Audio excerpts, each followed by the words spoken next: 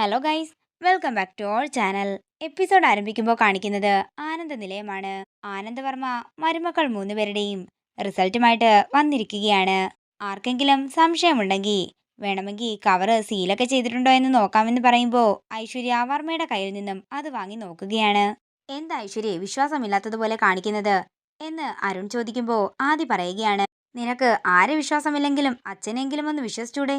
തുടർന്ന് ആ 3 റിപ്പോർട്ടുകളും ടേബിളിന്റെ പുറത്ത് വെച്ചിട്ട് വർമ്മ പറയുകയാണ്, ഇനി ഞാൻ റിസൾട്ടുകളൊക്കെ പറയാം. അങ്ങനെ വർമ്മ എടുക്കുന്ന ആദ്യത്തെ കവറിലുണ്ടായിരുന്നത് അമൃതയുടെ പേരാണ്. അമൃതയ്ക്ക് 100-ൽ 60 മാർക്കാണ് ലഭിച്ചിരിക്കുന്നത്. തുടർന്ന് അടുത്ത കവർ പൊട്ടിക്കുകയാണ് വർമ്മ. ഐശ്വര്യയ്ക്ക് 100-ൽ 85 മാർക്ക്. ഇത് കേൾക്കുന്ന ഐശ്വര്യ സന്തോഷത്തോടെ കൈയടിക്കുകയാണ്. തുടർന്ന് അടുത്ത കവർ എടുത്തിട്ട് വർമ്മ പറയുകയാണ്, ഇത് ശ്യാമയുടേത്. അങ്ങനെ ശ്യാമയുടെ കവറ് പൊട്ടിച്ചതിന് ശേഷം അതിൻ്റെ അകത്തെ പേപ്പർ നോക്കി ഞെട്ടി നിൽക്കുകയാണ് വർമ്മ. ശ്യാമയ്ക്ക് വാല്യൂ ചെയ്ത പ്രൊഫസർമാര് മാർക്കൊന്നും തന്നിട്ടില്ല. ഇത് കേൾക്കുന്ന അഖില് ശ്യാമയെ സമാധാനിപ്പിക്കുകയാണ്. എന്നാൽ ഇത് കേട്ടിട്ട് ഐശ്വര്യയ്ക്ക് സന്തോഷമാകുന്നു. ഇത് കേൾക്കുന്ന ഐശ്വര്യ പറയുകയാണ്, അപ്പോൾ ഞാൻ തന്നെ അടുത്ത വൈസ് ചെയർപേഴ്സൺ, നമ്മുടെ കമ്പനിയുടെ ചെയർപേഴ്സണായിട്ട് ഞാൻ വരാൻ പോവുകയാണ്. അത്രയും പറഞ്ഞിട്ട് ഐശ്വര്യ ശ്യാമയുടെ അടുത്ത് പറയുകയാണ്, ശ്യാമയ്ക്ക് വിഷമമായല്ലേ? വിഷമിക്കണ്ട കേട്ടോ, ശ്യാമയെ എൻ്റെ അസിസ്റ്റന്റ് ആക്കാം. ഇത് കേൾക്കുന്ന വർമ്മ ഒരു പുഞ്ചിരിയോട് പറയുകയാണ്, ഐശ്വര്യ മോളെ, റിസൾട്ട് വായന പൂർത്തിയായിട്ടില്ല. ഞാനേ അവരുടെ റിപ്പോർട്ട് വായിക്കാം. അത്രയും പറഞ്ഞ് വർമ്മ തന്റെ റിപ്പോർട്ട് വായിക്കുകയാണ്. ഈ ഉത്തരം എഴുതിയ ആള് ഞങ്ങള് അപൂർവം കണ്ട ചിലരിൽ ഒരാളാണ്. മറ്റുള്ള 2 പേരും കാണാതെ പഠിച്ചെഴുതിയപ്പോൾ ഈ മത്സരാർത്ഥി സ്വന്തം വിശകലനം ഉപയോഗിച്ചാണ് പരീക്ഷ എഴുതിയിരിക്കുന്നത്. ഓഫീസ് കൈകാര്യം ചെയ്യുന്നതിനെ കുറിച്ചുള്ള ലളിതവും വ്യക്തവുമായ കാഴ്ചപ്പാടാണ് ഈ ഉത്തരം എഴുതിയ ആൾക്കുള്ളത്. 100-ൽ 100 മാർക്ക് കൊടുത്താലും മതിയാകില്ല, അതുകൊണ്ട് ഞങ്ങൾ മാർക്കൊന്നും കൊടുക്കുന്നില്ല. തുടർന്ന് വർമ്മ പറയുകയാണ്, നമ്മുടെ കമ്പനിയുടെ അടുത്ത വൈസ് ചെയർപേഴ്സണായിട്ടെ ശ്യാം അഖിലിനെ ഞാൻ നിയമിക്കുകയാണ്. അത്രയും പറയുമ്പോൾ എല്ലാവരും കൈകൊട്ടുന്നു. ഐശ്വര്യ ദേഷ്യത്തോടെ ഇതെല്ലാം നോക്കിക്കൊണ്ട് നിൽക്കുകയാണ്. അങ്ങനെ ആദിയും അഖിലും അരുണും ഒക്കെ തന്നെ ശ്യാമയെ അഭിനന്ദിക്കുകയാണ്. തുടർന്ന് ആദി പറയുകയാണ്, അച്ഛാ, നമ്മുടെ കമ്പനിയുടെ ഭാവി ശ്യാമയുടെ കയ്യിൽ സുരക്ഷിതമായിരിക്കും. ഔപചാരികമായ സ്ഥാനമേൽക്കൽ 2 ദിവസത്തിനുള്ളിൽ ഉണ്ടാകും. നമ്മളെ വലിയ ആഘോഷം തന്നെ നടത്താൻ പോകുന്നത്. തുടർന്ന് പെട്ടെന്ന് തന്നെ ഐശ്വര്യ പൊട്ടിത്തെറിക്കുകയാണ്. ഇത് എന്നെ മനഃപൂർവ്വം ചതിച്ചതാണ്. നിങ്ങളെല്ലാവരും കൂടി ചേർന്ന് ഇവളെ ജയിപ്പിക്കാൻ വേണ്ടി കളിച്ച കള്ളക്കളിയാണിത്. ഇവളുടെ ഭക്തിയിലൊക്കെ നിങ്ങൾ വീണു പോയതാണെന്നൊക്കെ ഐശ്വര്യ പറയുമ്പോൾ, നീ എൻ്റെ അച്ഛനെതിരെ സംസാരിക്കാൻ മാത്രമായോ എന്ന് ചോദിച്ചുകൊണ്ട് അരുൺ ഐശ്വര്യയ്ക്ക് നേരെ കൈ ഓങ്ങുകയാണ്. പെട്ടെന്ന് ആദ്യം മറ്റുള്ളവരും കൂടി ചേർന്ന് അരുണിനെ പിടിച്ചു വെക്കുകയാണ്. അച്ഛന്റെ തീരുമാനം ഈ വീട്ടിലെ അവസാന വാക്കാണ്. അത് കടന്ന് പോകാമെന്നാരും കരുതണ്ട. കേറി പോടിയകത്ത്.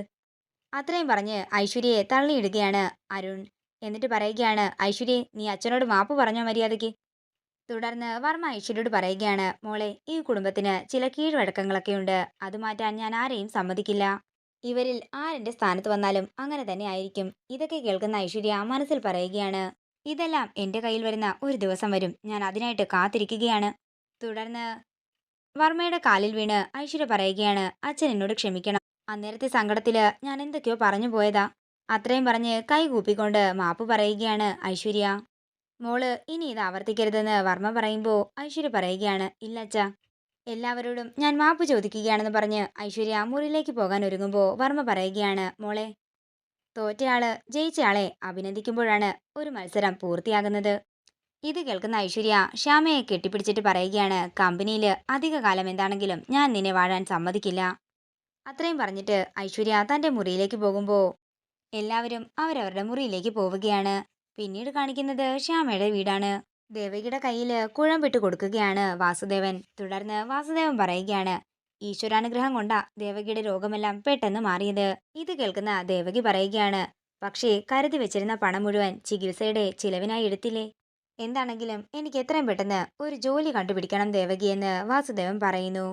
അതേസമയം അങ്ങോട്ടേക്ക് ജയന്തി വന്നിട്ട് പറയുകയാണ്, അതെ, ഉള്ളിലൊന്ന് വെച്ച് പുറത്തൊന്ന് സംസാരിക്കുന്ന രീതി ഈ ജയന്തിക്കില്ല. എത്രയും പെട്ടെന്ന് ഈ വീടിന്റെ ബാധ്യതയൊക്കെ തീർത്തിട്ടെ അരവിന്ദേട്ടന്റെ പേരിൽ ഈ വീട് അങ്ങ് എഴുതി തരണം. മോളെ, നീ കണ്ണി ചോരയില്ലാതെ ഇങ്ങനെ സംസാരിക്കാതെ. ഈ വീട് എല്ലാവർക്കും കൂടി അവകാശപ്പെട്ടതാണ്. അരവിന്ദനും ശ്യാമയ്ക്കും അപ്പുവിനും എല്ലാവർക്കും. ഇത് കേൾക്കുന്ന ജയന്തി പറയുകയാണ്, അതൊന്നും പറ്റില്ല. അരവിന്ദേട്ടന്റെ പേര് മാത്രമായിട്ട് എഴുതി തരണം. ശ്യാമയോടും കൂടി ആലോചിക്കാതെ ഒന്നും ചെയ്യാൻ പറ്റില്ലെന്ന് ദേവകി പറയുമ്പോൾ ജയന്തി പറയുകയാണ്, അതിനെ ആനന്ദ നിലയത്തിൽ നിന്നോ മത്സരമൊക്കെ നടക്കുന്നെന്നാ കേട്ടത്. എന്താണെങ്കിലും മത്സരത്തില് ഐശ്വര്യ ജയിക്കൂ. അപ്പൊ നിങ്ങളുടെ മകള് പെട്ടിയും പ്രമാണവും ഒക്കെ എടുത്തുകൊണ്ട് ഇങ്ങോട്ടേക്ക് വരും. അതേസമയം അങ്ങോട്ടേക്ക് അരവിന്ദൻ വന്നിട്ട് പറയുകയാണ്, അച്ഛാ, ശ്യാമയെ ഞങ്ങളുടെ ഓഫീസിന്റെ ഹെഡായിട്ട് തിരഞ്ഞെടുത്തെന്ന് ഇപ്പോൾ എന്നെ GM വിളിച്ച് പറഞ്ഞത്. ഇത് കേൾക്കുന്ന എല്ലാവർക്കും സന്തോഷമാവുകയാണ്. പെട്ടെന്ന് ജയന്തി മനസ്സിൽ പറയുകയാണ്, ഇനിയിപ്പോ ശ്യാമയുടെ പക്ഷം പിടിച്ചാലേ എന്തെങ്കിലും കാര്യമായിട്ട് കിട്ടത്തുള്ളൂ. അത്രയും പറഞ്ഞ് ജയന്തി ശ്യാമയെ പുകഴ്ത്തുകയാണ്. തുടർന്ന് ജയന്തി ശ്യാമയുടെ ഫോണിലേക്ക് വിളിച്ച് ശ്യാമയെ അഭിനന്ദിക്കുന്നു. അതിനുശേഷം ജയന്തിയുടെ ഒരു ബന്ധുവിന് വേണ്ടി ജോലി ശുപാർശ ചെയ്യുകയാണ് ജയന്തി. പിന്നെ ഏട്ടത്തി യോഗ്യത ഉണ്ടെങ്കിൽ ജോലി കൊടുക്കാം, അല്ലാതെ എനിക്കായിട്ടൊന്നും ചെയ്യാൻ സാധിക്കില്ലെന്ന് പറഞ്ഞുകൊണ്ട് ശ്യാമ ഫോൺ കട്ട് ചെയ്യുമ്പോൾ ജയന്തി പറയുകയാണ്, ജോലിക്ക് കയറിയില്ല, അതിനു മുമ്പേ അവൾക്ക് അഹങ്കാരം തുടങ്ങി. നിങ്ങൾ കണ്ടോ, അവൾ അധികകാലമൊന്നും ആ കസേരയിൽ ഇരിക്കില്ല. അത്രയും പറഞ്ഞ് ജയന്തി ദേഷ്യത്തോടെ അകത്തേക്ക് കയറി പോവുകയാണ്. തുടർന്ന് വാസുദേവൻ പറയുകയാണ്, അതല്ല എൻ്റെ ഇപ്പോഴത്തെ പേടി. ശ്യാമയ്ക്ക് ഇങ്ങനെ ഒരു പദവി കിട്ടിയെന്ന് ജഗന്നാഥൻ അറിഞ്ഞാൽ ജഗന്നാഥന്റെ പക കൂടുകയുള്ളൂ. അയാള് എന്തെങ്കിലും ചെയ്യുമോ എന്നാ എന്റെ പേടി. പിന്നീട് കാണിക്കുന്നത് ജഗന്നാഥന്റെ വീടാണ്. ഐശ്വര്യ സ്വീറ്റ്സ് ഒക്കെ ആയിട്ട് ജഗന്റെ വീട്ടിലേക്ക് ചെല്ലുകയാണ്. അല്ല ജഗൻ അങ്കിൾ, ആന്റി ഇല്ലേ എന്ന് ഐശ്വര്യ ചോദിക്കുമ്പോൾ ഇവിടെ ഇല്ലല്ലോ മോളെ എന്ന് ജഗൻ പറയുന്നു. ഒരു വിശേഷമുണ്ടായിരുന്നെന്ന് പറഞ്ഞ് ആ സ്വീറ്റ്സിന്റെ ബോക്സ് ജഗന്റെ കയ്യിലേക്ക് കൊടുക്കുകയാണ് ഐശ്വര്യ. ഐശ്വര്യ ബർത്ത്ഡേ ആഘോഷമാണോ എന്ന് ജഗൻ ചോദിക്കുമ്പോൾ അല്ലെന്നും എന്റെ തോൽവിയുടെ ആഘോഷമാണെന്നും ഐശ്വര്യ പറയുന്നു. കമ്പനി മേധാവിയാകാനുള്ള മത്സരത്തിലും ഞാൻ തോറ്റു, അപ്പോ തോറ്റതിന്റെ ആഘോഷമായിക്കോട്ടെ എന്ന് ഞാൻ അങ്ങ് കരുതി. കഴിച്ചോ എന്ന് പറയുമ്പോൾ ജഗൻ തന്റെ കയ്യിലെടുത്ത ലഡ്ഡു എടുത്ത് താഴേക്ക് എറിയുകയാണ്. നീ എന്താ എന്നെ കളിയാക്കുകയാണോ? ഞാനേ ജഗനങ്ങളെ കളിയാക്കിയതല്ല, ഞാൻ എന്നെ തന്നെ സ്വയം കളിയാക്കിയതാണ്. നീയും ജയിക്കും ഐശ്വര്യെ, പക്ഷെ എല്ലാത്തിനും അതിൻ്റെതായ സമയം വേണ്ടേന്ന് ജഗൻ ചോദിക്കുമ്പോൾ ഐശ്വര്യ പറയുകയാണ്, പാചക മത്സരത്തിൽ അവൾ ജയിച്ചു. അടുക്കളക്കാര്യത്തിലൊക്കെ അവള് ഇത്തിരി മുന്നിലായതുകൊണ്ട് തന്നെ അത് പോട്ടെ എന്ന് വെക്കാം. പക്ഷേ ബുദ്ധിപരമായ പരീക്ഷയിൽ അവൾ ജയിക്കുമെന്ന് ഞാൻ ഒരിക്കലും കരുതിയില്ല. അതിന് വന്ദന അവളെയൊന്നും പഠിപ്പിച്ചിട്ടില്ലല്ലോ, പിന്നെ അവളെങ്ങനെ ജയിച്ചെന്ന് ജഗൻ ചോദിക്കുമ്പോൾ ഐശ്വര്യ പറയുകയാണ്, വന്ദന പോയപ്പോഴാണത്രേ അവൾക്ക് ആത്മവിശ്വാസം വന്നത്. എനിക്കിരിക്കാൻ പറ്റാത്ത വൈസ് ചെയർപേഴ്സന്റെ കസേരയിലേക്ക് അവളും ഇരിക്കാൻ പാടില്ല, അതിനു മുമ്പ് അവളെ തീർക്കണമെന്ന് ഐശ്വര്യ പറയുന്നു.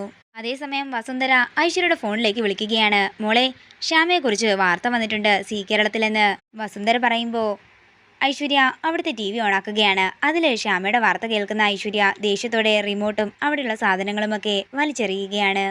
അവളുടെ ഒരു അഖിൽ സാറ് ഞാൻ എല്ലാത്തിനെയും നശിപ്പിക്കും, മനുഷ്യനൊരു സ്വസ്ഥതയുമില്ല. അത്രയും പറഞ്ഞ് ദേഷ്യത്തോടെ ഇരിക്കുകയാണ് ഐശ്വര്യ. ഇതോടുകൂടി ഇന്നത്തെ എപ്പിസോഡ് ഇവിടെ തീരുകയാണ്. വീഡിയോ ഇഷ്ടമായെങ്കിൽ മറക്കാതെ ലൈക്ക് ചെയ്യുക, ഷെയർ ചെയ്യുക, കമൻറ്റ് ചെയ്യുക. കൂടുതൽ സീരിയൽ അപ്ഡേറ്റ്സിനായി മറക്കാതെ സബ്സ്ക്രൈബ് ചെയ്യുക നയൻസ് ക്രിയേഷൻസ്.